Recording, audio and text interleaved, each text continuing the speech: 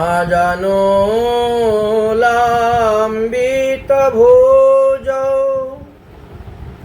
কনকাবদাতু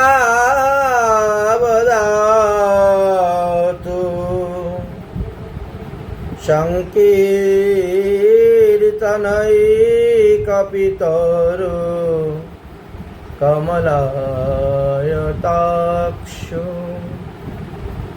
বিশ্বাম্বরাদিজবর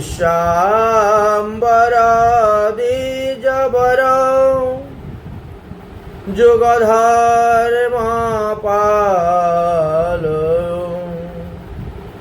বন্দে জগৎ প্রিয়কর করুণাবতার।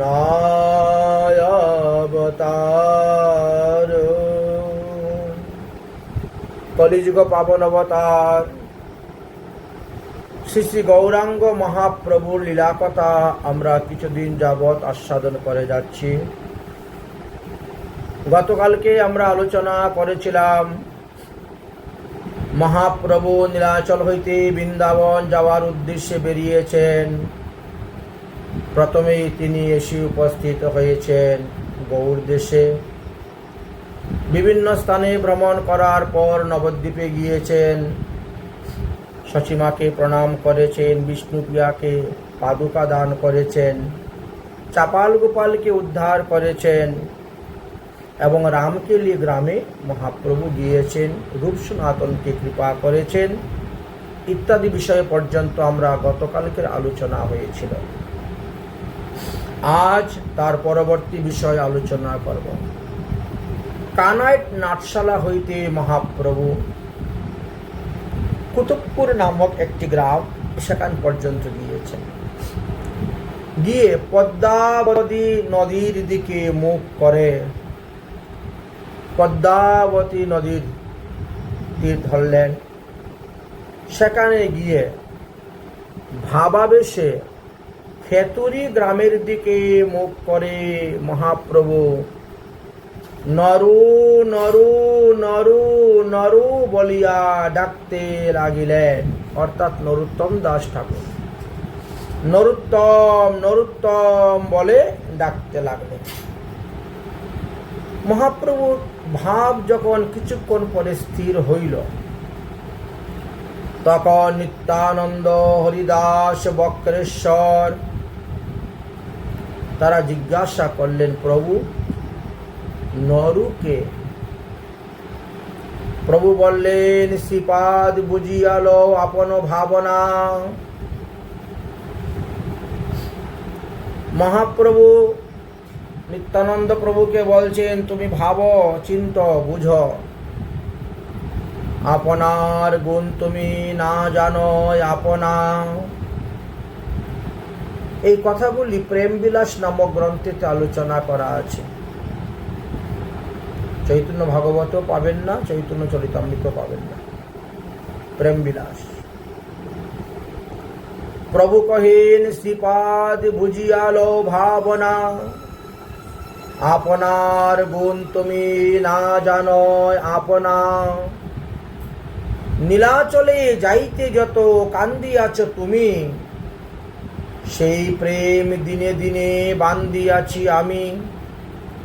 সেই প্রেম রাখিব আমি পদ্মা নদীর তীরে, নরোত্তম নামে পাত্র দিব আমি তারে। প্রেমে জন্ম হইবে তার আমা বিদ্যমান, এখানে রাখিয়া যাইব আমি পদ্মাবতীর স্থান। অতএব হে পদ্মাবতী, তুমি এখানে আসো, আমার কাছে উপস্থিত হও, আমি তোমার কাছে প্রেম দিব, তুমি প্রেম রাখো গোপন করে। এই বলে মহাপ্রভু পদ্মাবতীকে আহ্বান করলেন। পদ্মাবতী একটা নদীর নাম। মহাপ্রভু সেই কুতুবপুরের ঘাটে স্নান করলেন। সকল ভক্তগণকে বললেন, সংকীর্তন করো, পদ্মা এখানে আসবেন, সংকীর্তন করো। সকল ভক্তগণ সংকীর্তন আরম্ভ করলেন। মহাপ্রভু পদ্মাবতীর জলে নামিয়া বিশাল হুঙ্কার গর্জন করে পদ্মা নদীকে ডাকতে শুরু করলেন, আহ্বান করতে শুরু করলেন। নদী তখন মূর্তি রূপ ধারণ করিয়া মহাপ্রভুর সামনে এসে প্রকট হলেন। প্রভু কহিন, পদ্মাবতী ধর প্রেম লহ, নরোত্তম নামে পাত্র প্রেম তারে দিহ। তার এখনো জন্ম হয় নাই, ভবিষ্যতে তার জন্ম হবে। তাকে তুমি এই প্রেম দান করিবে, আমি তোমার কাছে সেই প্রেম গচ্ছিত রেখে যাচ্ছি। নিত্যানন্দ সহ প্রেম রাখিলাম তোমার স্থানে, যত্ন করিয়া ইহা তুমি রাখিবাই অতি গোপনে। গোপনে রাখবেন এই প্রেম, যাকে তাকে দিবেন না। পদ্মাবতী তখন করজোর করে নিবেদন করছেন মহাপ্রভুকে, হে প্রভু, আমি কেমন করে জানবো কে নরোত্তম, তাকে আমি প্রেম দিব যে? পদ্মাবতী বলেন, প্রভু করি নিবেদন, কেমনে জানিব আমি কার নাম নরোত্তম? আমার এই নদীতে তো হাজার হাজার লক্ষ লক্ষ লোক স্নান করে, এখন নরোত্তম কে আমি কেমন করে জানবো, আর তাকে আমি কেমন করে প্রেম দিব? মহাপ্রভু বললেন, দেখো একটা সহজ উপায় নরোত্তমকে চিনার। যাহার পরশে তুমি অধিক উচলিবে, সেই নরোত্তম প্রেম তারে তুমি দিবে। এই নরোত্তম যেদিন তোমার স্থানে স্নান করতে আসবে, যেদিন, সেদিন তোমার জলের মধ্যে জোয়ার ভাটা শুরু হয়ে যাবে। অধিক উচ্চলিত হয়ে লম্বা লম্বা বড় বড় উঁচা উঁচা ঢেউ উঠবে তোমার জলের মধ্যে। তুমি এত উচ্চলিত হবে, মানুষ কল্পনা করতে পারবে না, ভাবতে পারবে না। এটা সমুদ্রের ঢেউয়ের মতো। তখন তুমি বুঝতে পারবে এই ব্যক্তির নাম নরোত্তম, সে আসে আমাকে জল স্পর্শ করাতে আমার এই ভাব উদয় হয়েছে। তখন তুমি তাকে এই প্রেম দান করিবে, তার জন্ম প্রেমের থেকে হইবে। ঠিক আছে?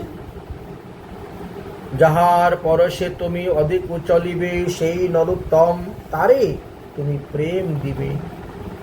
বলে পদ্মাবতীর নিকটে সেই প্রেম গচ্ছিত রেখে দিয়ে মহাপ্রভু কুতুবপুর হইতে পুনরায় কানাই নাটশালা হয়ে রামকেলি গ্রাম হয়ে পুনরায় আবার শান্তিপুরে ফিরে চলে আসলেন। মহাপ্রভুর আর বৃন্দাবন যাওয়া হলো না। এদিকে শচীদেবী শুনতে পেলেন তার পুত্র নিমাই বৃন্দাবনে যায় নাই, সে পুনরায় আবার শান্তিপুরে অদ্বৈত ভবনে ফিরে এসেছে।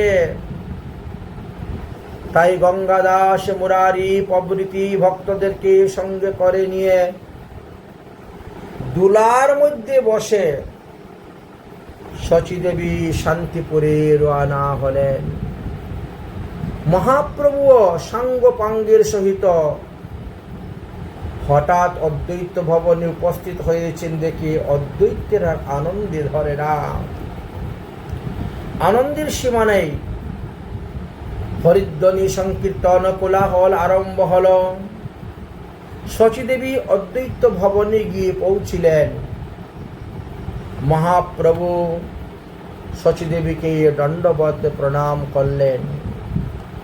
বললেন, মা, জানি না কোন অপরাধের কারণে এই বৎসর আমার আর বৃন্দাবনে যাওয়া হলো না।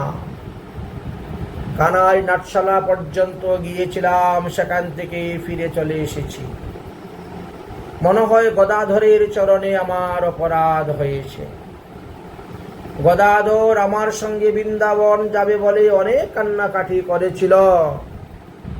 সে কটক পর্যন্ত এসেছিল, আমি কটক থেকেও তাকে ফিরিয়ে দিয়েছিলাম। হয়তো সেই অপরাধে মোর বৃন্দাবন যাওয়া হলো না। যাই হোক, মহাপ্রভু শচীমাকে বলেন, মা, তুমি রান্না করো, আমি প্রসাদ পাব। শচীমায়ের বয়স তখন ৭৩ বৎসর। 70 আর 3 73 বছর বয়স। সেই বয়সেও পুত্র সুখের জন্য তিনি রান্না করতে লাগলেন। 20 প্রকার ব্যঞ্জন রান্না করেছিলেন। নিমাই যাহা যাহা খেতে ভালোবাসত সেই দ্রব্য রান্না। উত্তম উত্তম শাক বহুবিধ ব্যঞ্জন রান্না করলেন। অদ্বৈত প্রভুর গৃহে মদন গোপাল বিগ্রহ আছেন। সেই মদন গোপালের ভোগ লাগানো হলো, ভোগ অন্তে আরতি হলো। আরতির পরে অদ্বৈত নিত্যানন্দ মহাপ্রভু একসঙ্গে বসলেন প্রসাদ পাওয়ার জন্য। কত ইষ্টগোষ্ঠী করে করে তারা প্রসাদ পেতেন। হরিকথা বলে বলে বিভিন্ন প্রসঙ্গ আলোচনা করে করে প্রসাদ পেতেন। এইভাবে দেখতে দেখতে বেশ কিছুদিন গত হয়ে গেল। একদিন মহাপ্রভু গঙ্গা পার হয়ে কালনায় গৌরীদাস পণ্ডিতের বাড়িতে গিয়ে উপস্থিত হয়েছেন, নিত্যানন্দ প্রভুকে সঙ্গে করে নিয়ে। এই যে কালনা, এই কালনায় নিত্যানন্দ প্রভু শ্বশুর বাড়ি কালনাতে। তাই তিনি কালনাতে গিয়ে উপস্থিত হয়েছেন গৌরীদাস পণ্ডিতের বাড়িতে।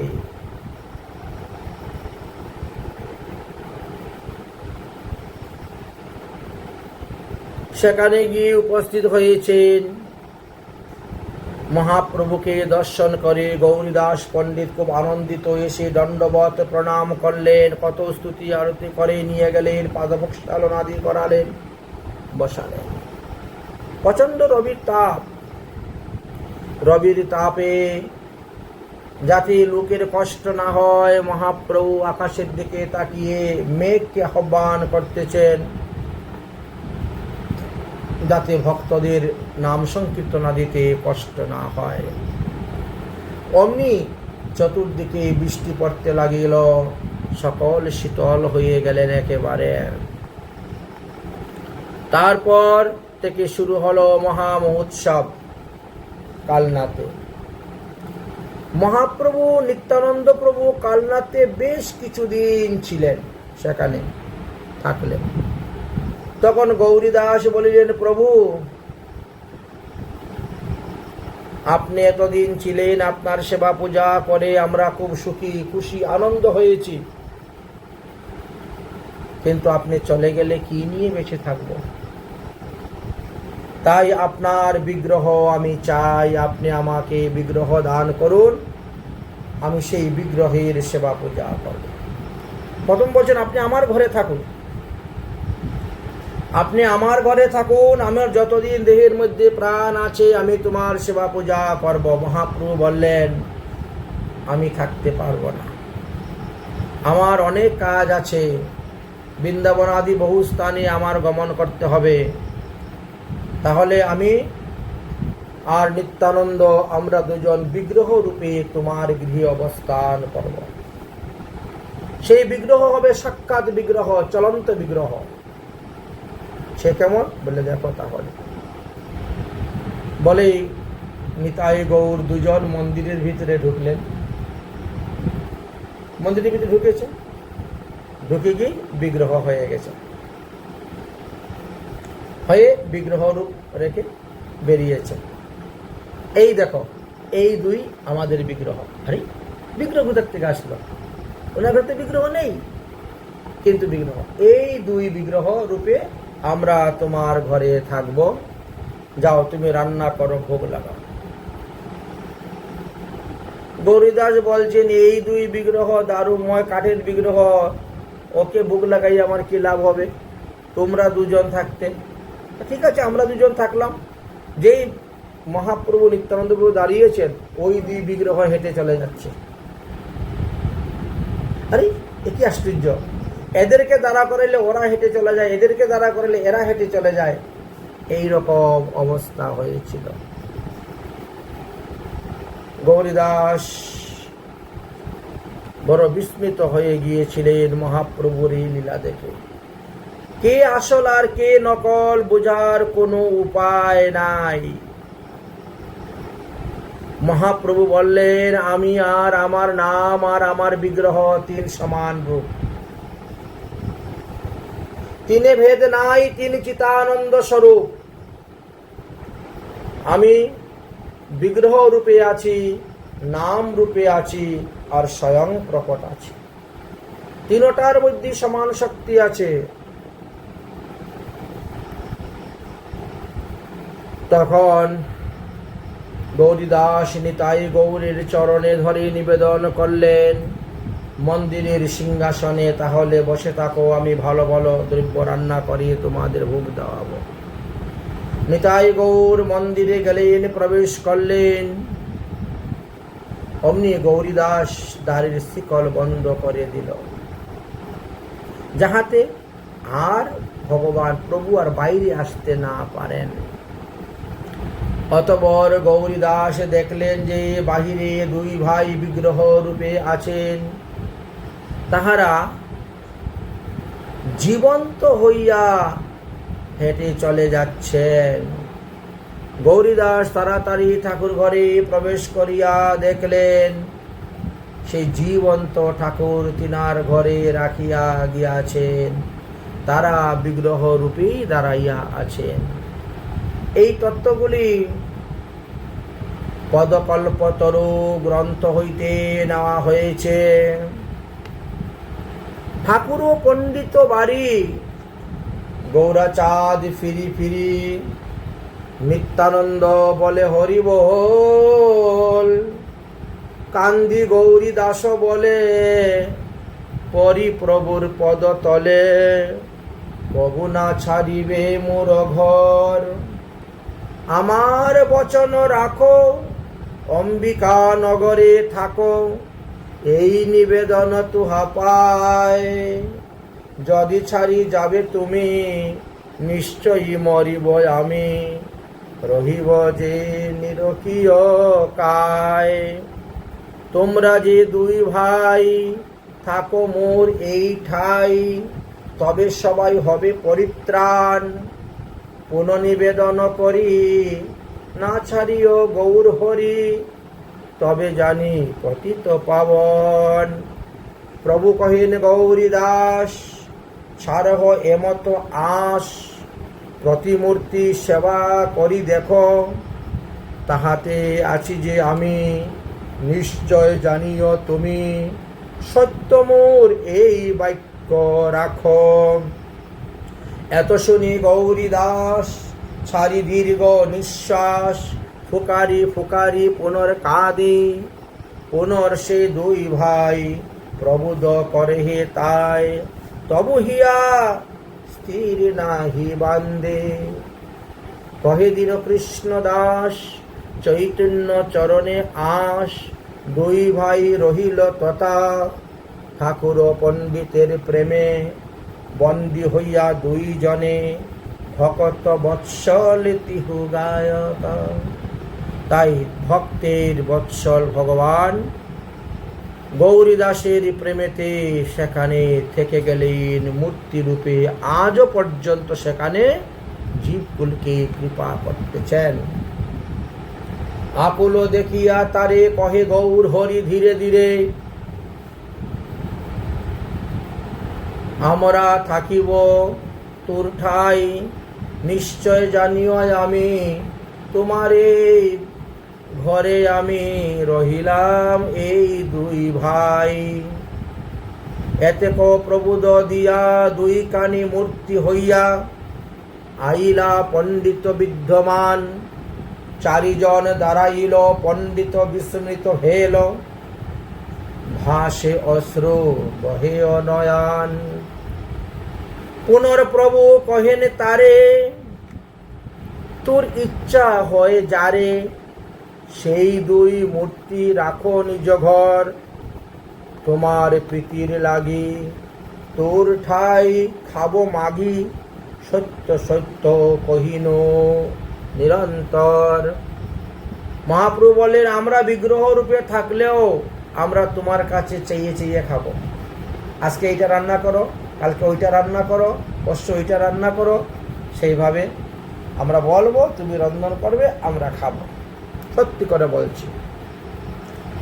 তোমারও প্রীতির লাগি তোমার ঠাই খাবো মাগি, সত্য সত্য জানিও অন্তরে, শুনিয়া পণ্ডিত রাজ করিলা রন্ধন কাজ, চারজন ভোজনে বদিলা, পুষ্পমাল্য বস্ত্র দিয়া তাম্বুলাদি সমর্পিয়া, সর্বঙ্গে চন্দন লেপিলা, নানা মতে পরতিক করি পরাইল চিত, দুহারে রাখিল নিজ ঘর, পণ্ডিত প্রেম লাগি দুই ভাই খায় মাগি, দুহে গেলা নীলাচলপুর, পণ্ডিত করে হে সেবা যখন যে ইচ্ছা যাওয়া, সেই মতো করে ন বিলাস, হেন প্রভু গৌরী দাস তার পাদ পদ্ম আস, কহে দীন দীন কৃষ্ণ দাস।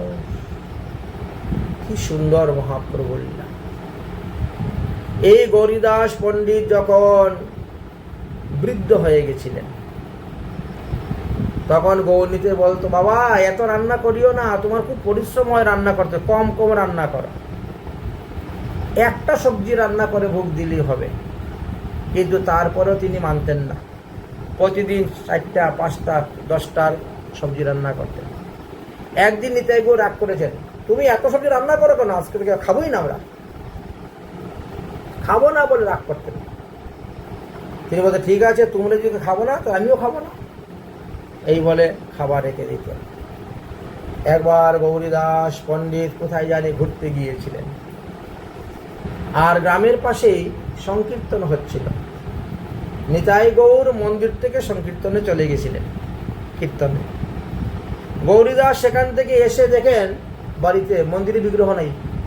বিগ্রহ কোথায় গেছে? ওখানে কীর্তন চলতেছে, হাতে লাঠি নিয়ে গিয়েছেন, লাঠি একটা হাতে নিয়ে গেছেন বেদ। যেই নিতাই গৌর দেখেছে আসতেছেন গৌরীদাস, এমনি এক দৌড়ে এসে মন্দিরে ঢুকে গেছেন। এইভাবে প্রেম ছিল। গৌরীদাস কোনো সাধারণ ব্যক্তি নয় তো।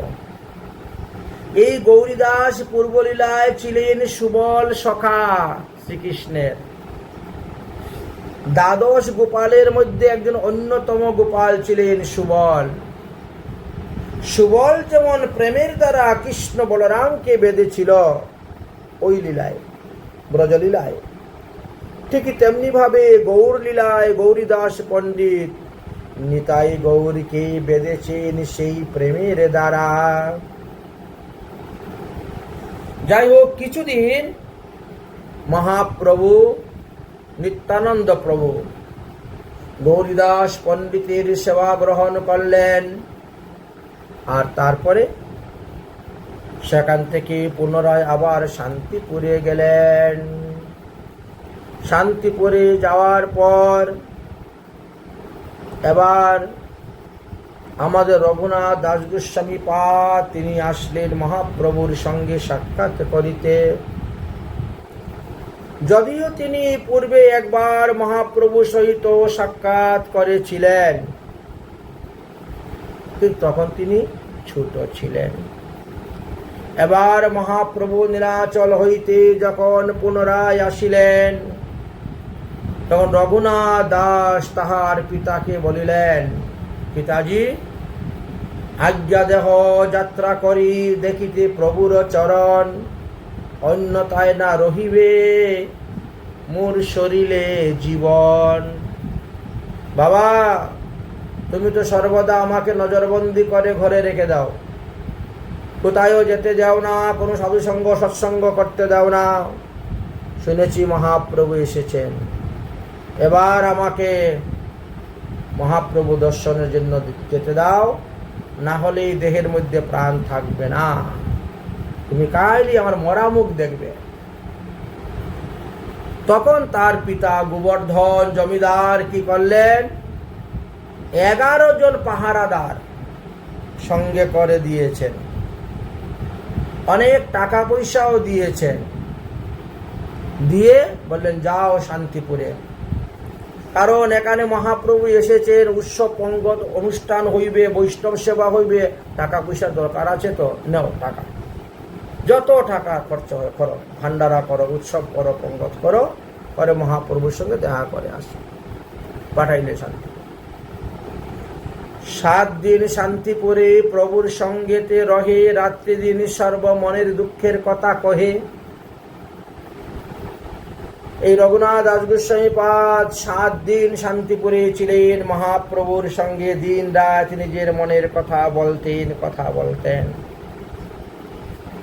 মধ্যে মধ্যে রক্ষকরা আসে, দেখতো রঘুনাথ আছে তো না, আবার এখান থেকে কোথায় পালিয়ে যাচ্ছে, মহাপ্রভু কি বলেন, কি উপদেশ দেন, এগুলা ওরা লক্ষ্য রাখত।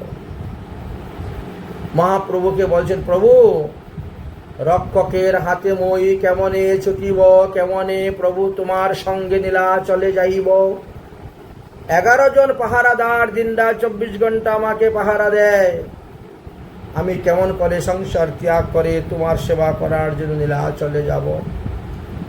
সর্বজ্ঞ শিরোমণি গৌরাঙ্গ চন্দ্র সবই জানেন তিনি মনে, তাই শিক্ষারূপী কহেন তারে আশ্বাস বচনে, হে রঘুনাথ তুমি বর্তমানে গৃহে যাও, গিয়ে তুমি স্থির মনে তোমার মাতা পিতার সেবা করো, তোমার বাবার জমিদারি দেখাশোনা করো, তার জমিদারি কাজে সাহায্য সহযোগিতা করো,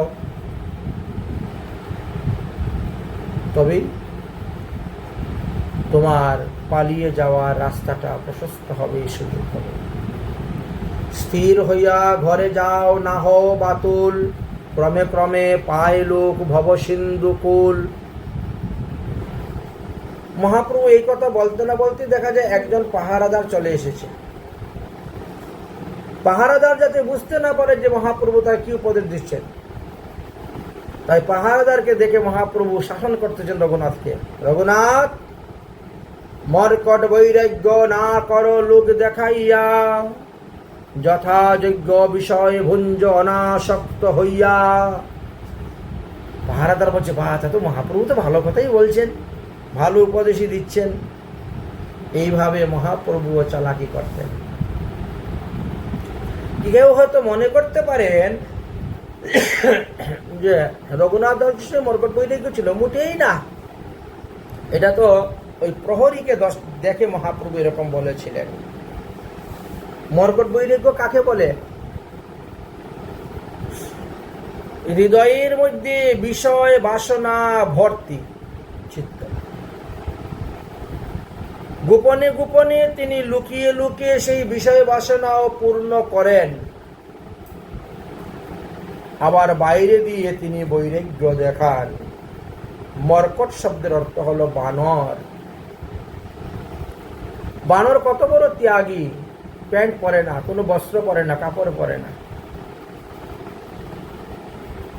কোনো কিছু খাবার দেখলে পরেও মাথা নিচু করে দেয়,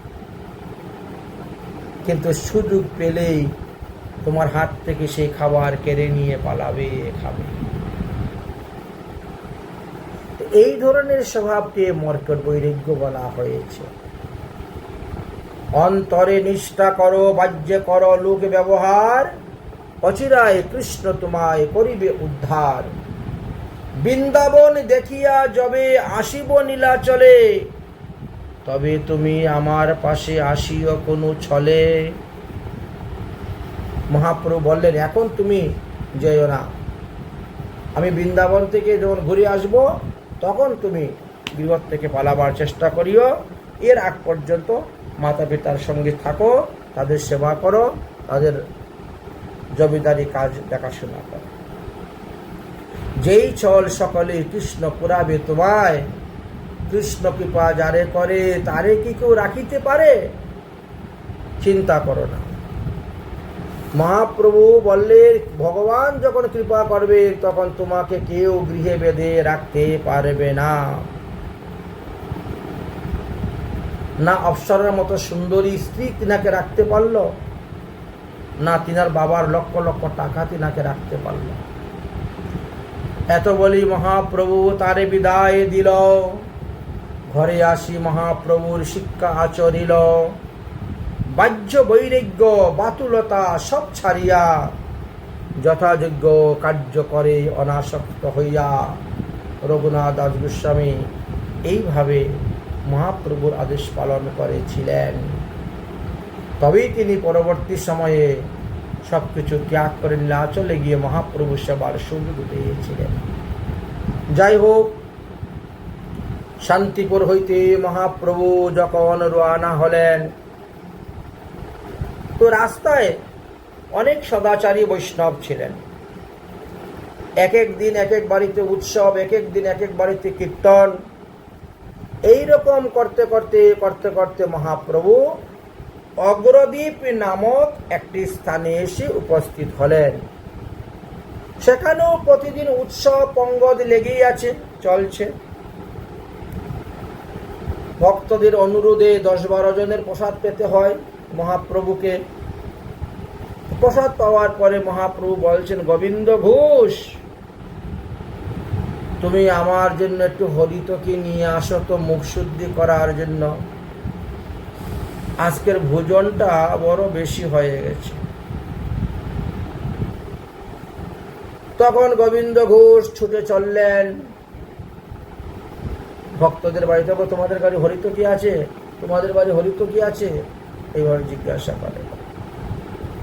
তো যার বাড়িতে পেলেন, নিলেন। বেশ কয়েকটা হরিতকি তিনি এনেছেন। তার থেকে একটা হরিতকি মহাপ্রভুকে সেবার জন্য দিলেন। মহাপ্রভু হরিতকি মুখে নিয়ে তিনি চর্বণ করতে করতে বিশ্রাম করেছেন। সেই দিন চলে গেল। পরের দিন আবার উৎসব পঙ্গজ শুরু হলো। আবার সেই প্রসাদ ভোজন, ভুরি ভোজন। মহাপ্রভু বলছেন, গোবিন্দ, আজকে আর একটা হরিতকি নিয়ে আসো, না হলে পারছি না, একটা হরিতকি নিয়ে আসো তো সেবা করার জন্য। বলতে না বলতেই তিনি কি করেছেন, কাপড়ের কোনার থেকে গিট খুলে হরিতকিটা দিয়ে দিয়েছেন মহাপ্রভুকে। মহাপ্রভু গোবিন্দের মুখের দিকে তাকিয়ে বলছেন, কি ব্যাপার? গতকালকে আমি যখন তোমার কাছে মুখ সিদ্ধি চাইলাম, তখন তুমি অনেক দেরিতে, বিলম্বেতে আমাকে দিলে, আর অদ্য চাওয়া মাত্রই কি রূপে তুমি দিলে? গোবিন্দ ঘোষ বললেন, প্রভু, আমি তো বুঝতে পেরেছি তোমার প্রতিদিনই হরিতকির দরকার, তাই কল্য বেশি করে হরিতকি নিয়ে এসে রেখে দিয়েছি। তাই আর চাই কি, তুমি পেয়ে গেছো, যখন চাইবে তখনই পাইবে। এতে মহাপ্রভু রেগে গেলেন। প্রভু বলেন, গোবিন্দ ঘোষ, এখনো তোমার সঞ্চয় বুদ্ধি গেল না?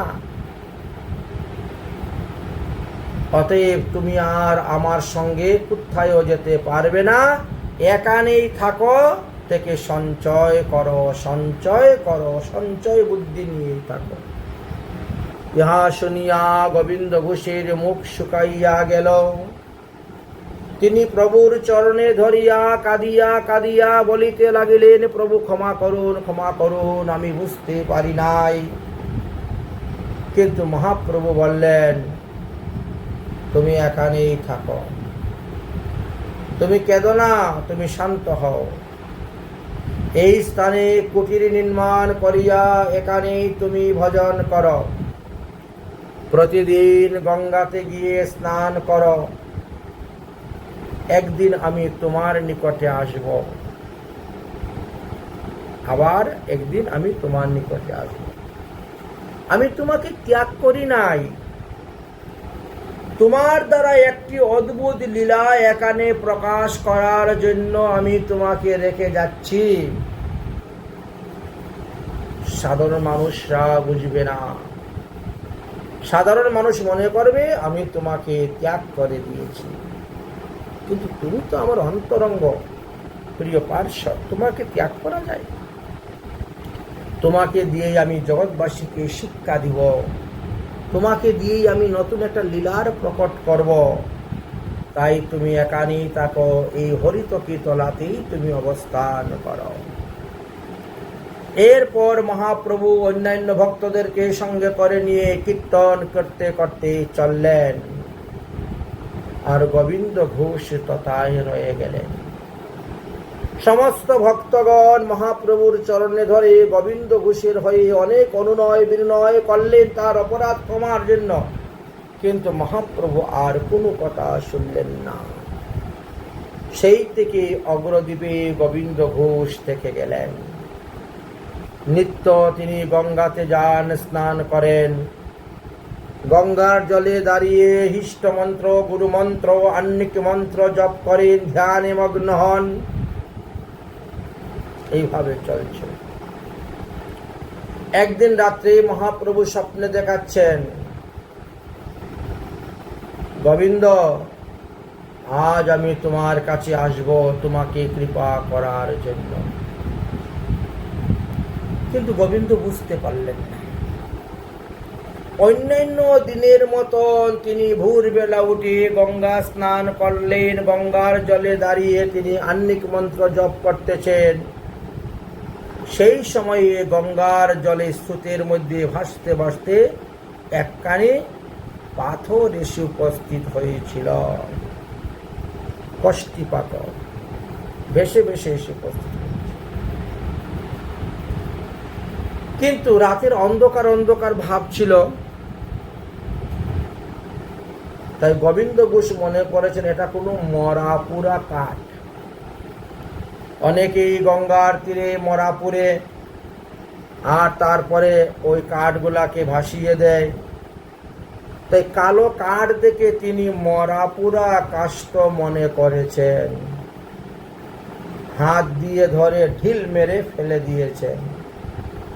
কিছুটা জল, কিছুটা স্থল বালুচরের মধ্যে সেটা পড়ে গেল।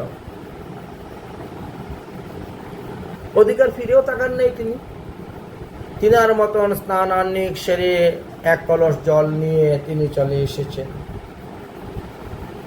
রান্না বান্না খাওয়া দাওয়া করে বিশ্রাম করেছেন। তারপরের দিন রাত্রিবেলা মহাপ্রভু আবার স্বপ্নে আদেশ দিচ্ছেন, অরে গোবিন্দ, আমি তোমাকে কৃপা করার জন্য তোমার কাছে এসেছিলাম, আর তুমি মরা পুরা কাষ্ঠ মনে করে ঢিল মেরে ফেলে দিলে। ওটা তো কাষ্ঠ নয়, ওটা কষ্টি পাথর। উহা যত্ন করিয়া কুটিয়াতে আনিয়া রাখো, কিছুদিন পরেই আমি আসব, আর এই পাথর হইতে বিগ্রহ তৈরি করে তোমাকে বিগ্রহ সেবা পূজার ভার দিয়ে যাব। এখানে বসেই তুমি শ্রী বিগ্রহের সেবা করবে, এততেই এলাকার সমস্ত পাপী তাপী অপরাধীকে উদ্ধার করবে। স্বপ্ন আদেশ পেয়ে গোবিন্দ ঘোষ তখন কি করলেন, ভোরবেলা উঠে গেলেন, গিয়ে দেখলেন সত্যি তো এটি মরা পোড়া কাষ্ঠ নয়, পাথর। তাই তিনি অতি যত্ন করে সেই পাথরটাকে নিয়ে আসলেন এবং তাতে ফুল তুলসী দিয়ে পূজা করে ঘরে রাখতে শুরু করলেন। তার কয়েকদিন পরে মহাপ্রভু ঘুরে ফিরে বিভিন্ন স্থানে হরিনাম প্রচার করে আবার এসে উপস্থিত হয়েছেন গোবিন্দ ঘোষের এখানে। উপস্থিত হয়ে বললেন, গোবিন্দ, আগামী কাল তোমার এই পাথর থেকে বিগ্রহ নির্মাণ করা হবে, তোমার এই কুটিয়ার মধ্যে বিগ্রহ স্থাপন করা হবে। অতএব আজকে অধিবাসের ব্যবস্থা করো। আজকে অধিবাস হবে, কালকে তোমার বাড়িতে বিগ্রহ প্রতিষ্ঠার কাজ হবে। মহাপ্রভু বললেন, আমি আমার সঙ্গে করে নিয়ে এসেছি ভাস্কর। এই ভাস্কর এক রাতের মধ্যেই বিগ্রহ তৈরি করে দিবেন। এই বলে মহাপ্রভু সেই ভাস্করকে সেই পাথরটা দেখাইয়া দিলেন। পাথর সেই ভাস্কর সেই পাথর নিয়ে ঠাকুর ঘরে চলে গেল। শুরু হলো বিগ্রহ তৈরি করার কাজ। এক রাত্রের মধ্যে বিগ্রহ তৈরি করা হয়ে গেল। পরের দিন মহাপ্রভু পঞ্চামৃত পঞ্চগব্যাধি গঙ্গার জলে সেই বিগ্রহকে স্নান করাইলেন, প্রাণ প্রতিষ্ঠা চক্ষুদান আদি দিলেন। তারপরে সেই বিগ্রহের নামকরণ করলেন, বিগ্রহের নাম রাখলেন গোপীনাথ। মহাপ্রভু বললেন, গোবিন্দ, এই ঠাকুর গোপীনাথ তোমাকে দিলাম, ইহার সেবা করো তুমি নিষ্ঠার সহিত, প্রেমের সহিত। এই বিগ্রহের মধ্যে আমি সর্বদা অবস্থান করব, এই বিগ্রহ রূপে তুমি আমাকে পাইবে, তুমি আমার সেবা করো। আমি চলে যাচ্ছি বলে আমার বিরহেতে তুমি দুঃখিত হইও না, আমার বদলে আমার এই বিগ্রহ দিয়ে গেলাম, তুমি তার সেবা করো। এই বলে তারপর মহাপ্রভু সদল বলে সেখান থেকে অন্যত্র চলে গেলেন। অর্থাৎ সেখান থেকে মহাপ্রভু ফুলিয়াতে এসেছিলেন।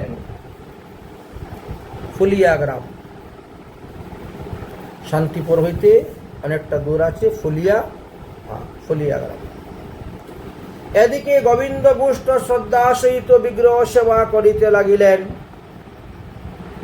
বিগ্রহ সেবা করতে করতে তিনি অসুস্থ হয়ে গেলেন।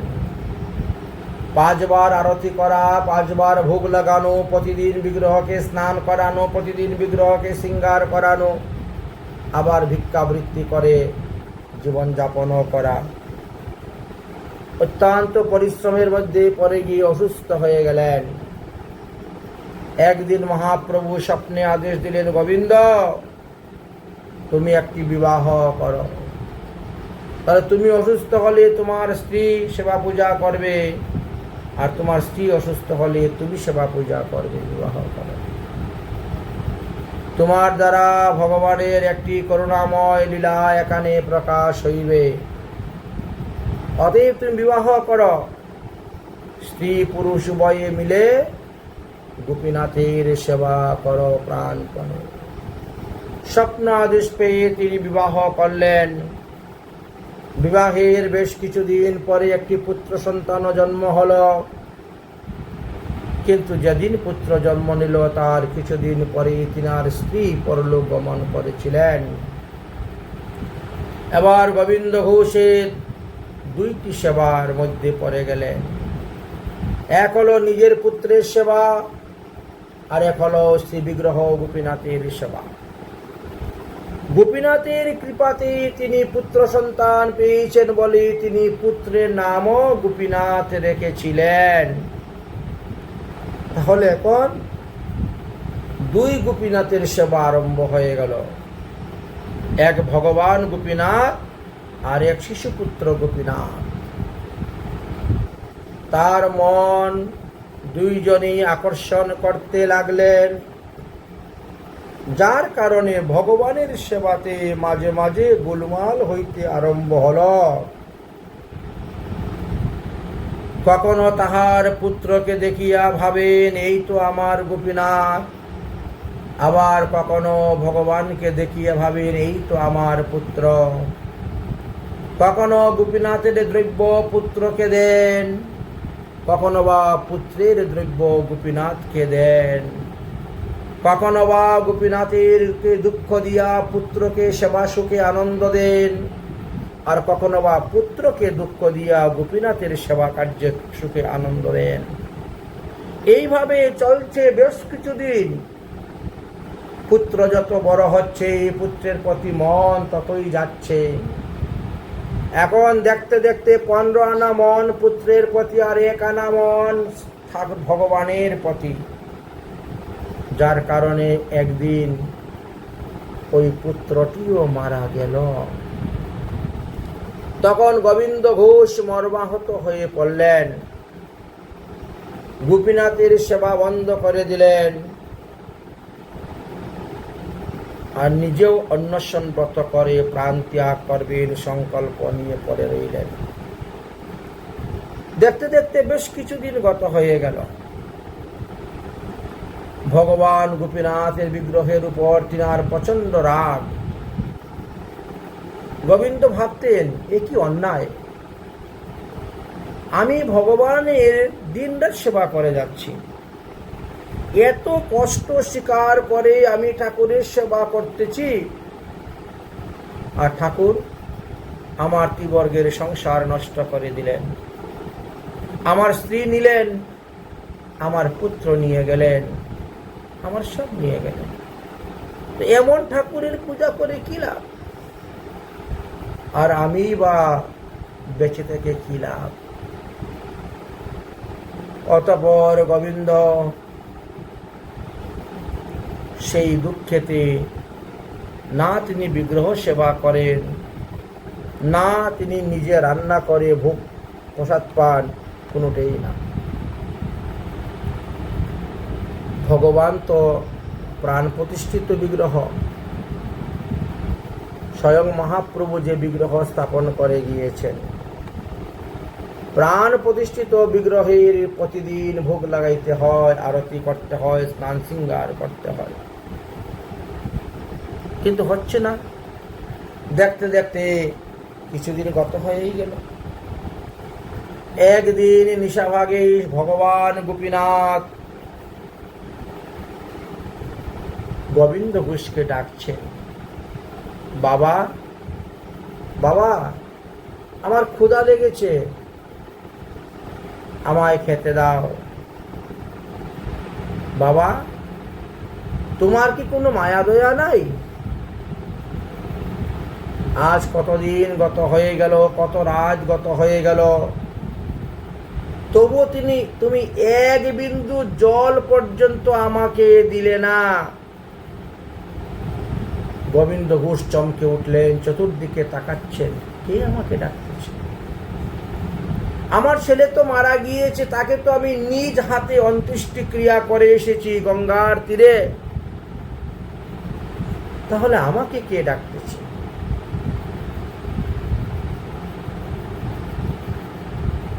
চতুর্দিকে তাকাচ্ছেন, কিন্তু কাউকে দেখতে পাচ্ছেন। ভগবান গোপীনাথ বারবার গোবিন্দ ঘোষকে পিতা সম্বোধন করে, বাবা বাবা বলে ডাকছেন, আর খাবার মাগতেছেন। তখন গোবিন্দ ঘোষ বুঝতে পারলেন ঠাকুরঘর থেকে আওয়াজ আসতেছে, ভগবান গোপীনাথ বলতেছেন। গোবিন্দ ঘোষ বলছেন, ঠাকুর, আমার কি আর সেই ক্ষমতা আছে আমি যে তোমার সেবা করব? আমি তো এখন চারিদিকে শুধু অন্ধকার আর অন্ধকার দেখছি, আমার দ্বারা আর তোমার সেবা হবে না ঠাকুর, তুমি অন্যত্র চলে যাও। গোপীনাথ বলছেন, লোকের যদি দুটা ছেলে থাকে, দৈবক্রমে যদি একটা ছেলে মারা যায়,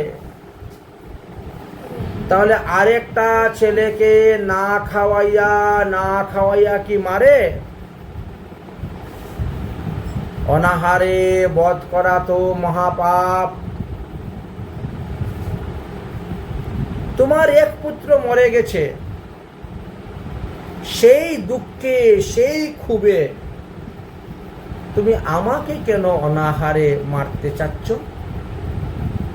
আমাকে কেন অনাহারে বধ করতে চাচ্ছ বাবা?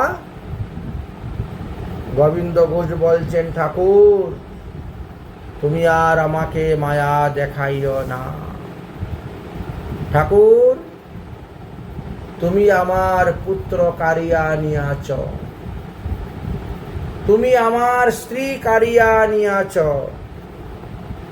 তোমার হৃদয়ে একটুকু দয়া মায়া নেই, আবার আমাকে বাবা বাবা বলে ডাকতেছ। ভগবান গোপীনাথ বলছেন,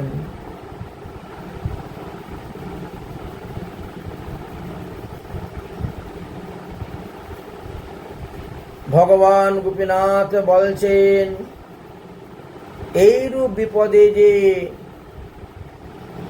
তোমার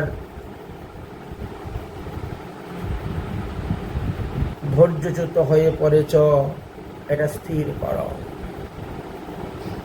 এইরূপ বিপদে থেকে একমাত্র আমি তোমাকে রক্ষা করতে পারবো, উদ্ধার করতে পারবো। দেখো, কারো চিরকাল পুত্র, কন্যা, পিতা, মাতা, স্ত্রী কেউ থাকে না। প্রত্যেকটা লোক তার নিজের কর্মফল ভোগ করার জন্য আসে। তার কর্মফল ভোগ শেষ হলে সে চলে যায়। এতে তুমি শুধু শুধু আমাকে কেন দুষ্ট?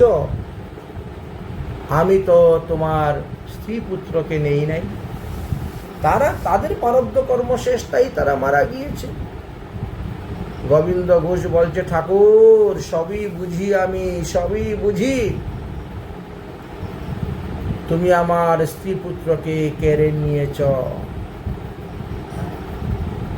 আবার আমাকে আবার সান্ত্বনাও দিচ্ছ। ভগবান বলছেন, গোবিন্দ তোমাকে আসল রহস্যের কথা আমি বলি, শুনো। যাহার দুই পুত্র, সে পিতা পুত্র আমি হতে পারি না, সেই পিতার পুত্র আমি হতে পারি না। পূর্বে তুমি ছিলে পিতা আর আমি ছিলাম পুত্র। বেশ ভালো সম্বন্ধ ছিল, সুন্দর সম্বন্ধ ছিল। সেই সম্বন্ধ স্থাপন করেই তুমি আমার এতদিন সেবা পূজা করেছ। কিন্তু যখন তুমি বিবাহ করলে,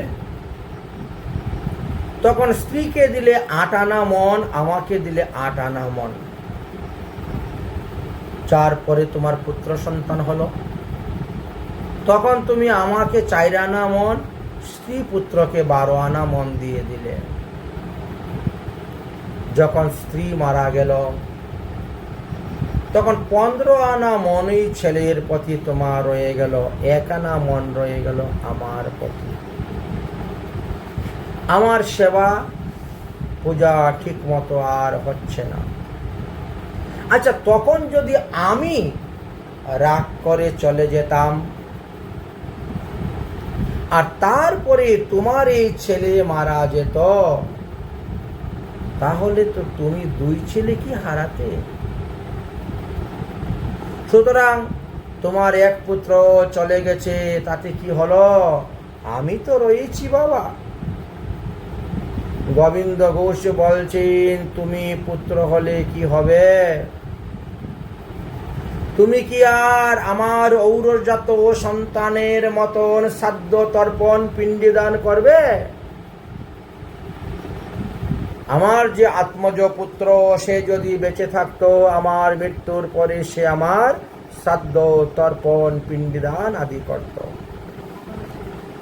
গোপীনাথ বলিলেন, বাবা অবশ্যই আমি তোমার শ্রাদ্ধ করব, যেহেতু আপনি আমার পিতা।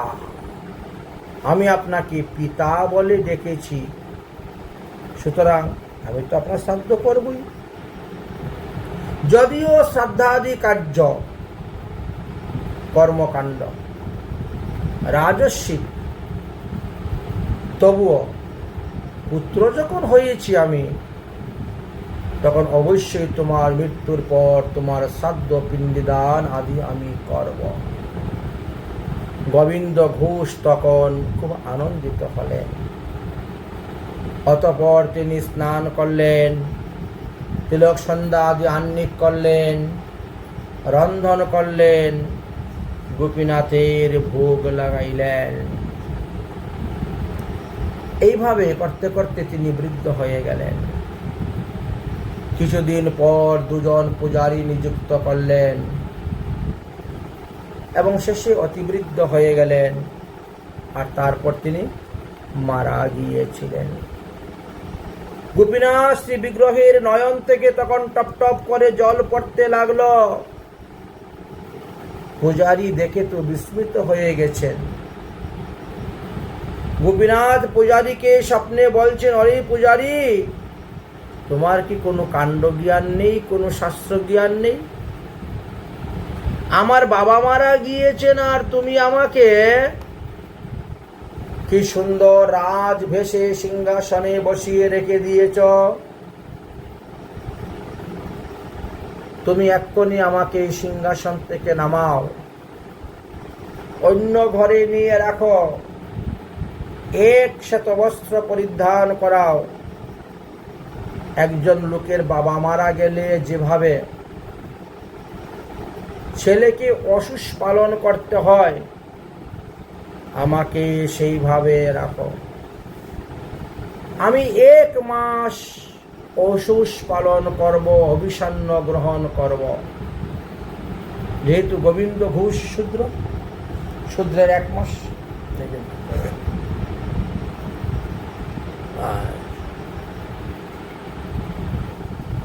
1 মাস আমি অসুষ পালন করব, অভিসন্ন গ্রহণ করব। তুমি আমাকে স্নান করাইয়া আমার গলার মধ্যে ধারা দেও, আমার এই পৈতাটাকে ডাইন স্কন্ধে, বাম স্কন্ধের পৈতাকে ডাইন স্কন্ধে এনে রাখবে, শ্বেত বস্ত্র সমাযুক্ত করিয়া রাখবে আমাকে। পূজারী বলছেন, ঠাকুর, সমাজের লোক কি আর এইসব কথা মানবে? তারা তো সমালোচনা করবে তখন আমাকে নিয়ে। গোপীনাথ বললেন, তুমি কারো কথা শুনতে হবে না, তুমি আমার কথা শোনো। আমি আমার পিতার নিকট প্রতিজ্ঞা করেছি, প্রতিশ্রুতি দিয়েছি যে তাহা শ্রাদ্ধ আমি করব। শূদ্রের মাসান্তে শ্রাদ্ধ হয়, তাই মাসান্তেই আমি শ্রাদ্ধ মতে সম্পূর্ণ শ্রাদ্ধ কার্য নিবারণ করব। আমার হস্তে পিণ্ডি দিবে, আমি সেই পিণ্ডি আমার পিতার নামে উৎসর্গ করব। তুমি আমার আজ্ঞা পালন করে যাও হে পূজারী, যথা সময়ে তুমি দেখতে পারবে, গ্রামবাসীরা দেখতে পারবে আমার মহিমা। তাই মধুমাসী কৃষ্ণা দশমীতে, দশমী বৃদ্ধা একাদশী তিথি ছিল, মানে চৈত্র মাসের কৃষ্ণপক্ষে দশমী সংযুক্ত একাদশী তিথি দিবসে গোবিন্দ ঘোষের শ্রাদ্ধ দিন পরে ছিল। সেদিন কোনো ব্রত ছিল না, দশমী বিদ্যা ছিল। ভগবান গোপীনাথ শাস্ত্র অনুসারে সেখানে বসলেন, ব্রাহ্মণ মন্ত্রপুত করলেন। সমস্ত গ্রামবাসীরা বসে দেখতেন গোপীনাথ নিজ হস্তে পিতার উদ্দেশ্যে পিণ্ডিদান করছেন। শ্রী ভগবানের এই অপূর্ব লীলা দেখে অদ্যাবধি অগ্রদ্বীপে প্রতি বৎসর এই উৎসবকে কেন্দ্র করে বিরাট মেলা বসে। একনিষ্ঠ ভক্ত এখনো এই পিণ্ডিদান কার্য দর্শন করিতে পারেন। প্রায় 450 বৎসর হয়ে গেল। 450 কেন, বেশি হবে, 500 বৎসরের কাছাকাছি হয়ে যাবে। যাই হোক, বৎসর, তাহলে এত বৎসর ধরে এই লীলা চলিতেছে। নিজ পুত্র, আপনার যদি পুত্র থাকে, আপনার পুত্র কয় বৎসর আপনার শ্রাদ্ধ করবে? 10 বৎসর, 20 বৎসর, 30 বৎসর, তার উপরে কেউ করে না আর করবেও না। কিন্তু মহাপ্রভু পরিকর গোবিন্দ ঘোষের শ্রাদ্ধ আজ প্রায় 500 বৎসর ধরে, 45 বৎসর ধরে চলে যাচ্ছে। এই জন্য সম্বন্ধ তত্ত্বের কথা বর্ণন করে গিয়েছেন। সম্বন্ধ যদি স্থাপন করতে হয়, ভগবানের সঙ্গে সম্বন্ধ স্থাপন করো। সম্বন্ধ অবিদায় প্রয়োজন, এই তো 3টি তত্ত্বের কথা। তাই সম্বন্ধ ভগবানের সঙ্গে, অবিদায় হলো সেই কৃষ্ণ ভক্তি, আর প্রয়োজন হলো প্রেম। প্রেম হলো প্রয়োজন তত্ত্ব, ভক্তি হলো অবিদায় তত্ত্ব। আর ভগবানের সঙ্গে ভালোবাসাটাই হলো প্রেম তত্ত্ব। তাই সম্বন্ধ অবিদায় প্রয়োজন, এই তিনটি তত্ত্বের নিয়ে জীব গোস্বামী পাদ শতসন্দর্ভ গ্রন্থ রচনা করেছেন।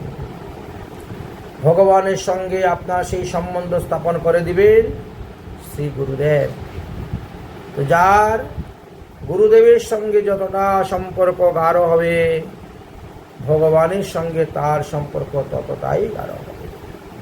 যাই হোক, আসুন আবার আমরা মহাপ্রভুর কথাতে ফিরে যাই। মহাপ্রভু অগ্রদ্বীপে গোবিন্দ ঘোষকে রেখে দিয়ে তিনি ফুলিয়া গ্রামেতে গিয়েছিলেন। কেননা ওই ফুলিয়া গ্রামেতে তখন নামাচার্য হরিদাস ঠাকুরের ভজন কুটির ছিল। সেখানে মহাপ্রভু উঠলেন, কিছুদিন মনের আনন্দে সেখানে বাস করলেন। বহু লোক আসলো, উৎসব পঙ্গদ আদি হল। অল্পদিন সময়ের জন্য মহাপ্রভু আরো অন্যান্য স্থান দর্শন করে তিনি নবদ্বীপে যাওয়ার নীলাচলে যাওয়ার জন্য প্রস্তুত হয়ে গিয়েছিলেন। তাই বাকি বিষয়গুলি আমরা আগামী পর্বেতে আলোচনা করব। সেখান থেকে মহাপ্রভু নীলাচলে যাওয়ার পরে কি লীলা করেছিলেন সেই কথা আলোচনা করব। আজকের মতন ভাগবতীয় কথা আমাদের এখানেই বিশ্রাম।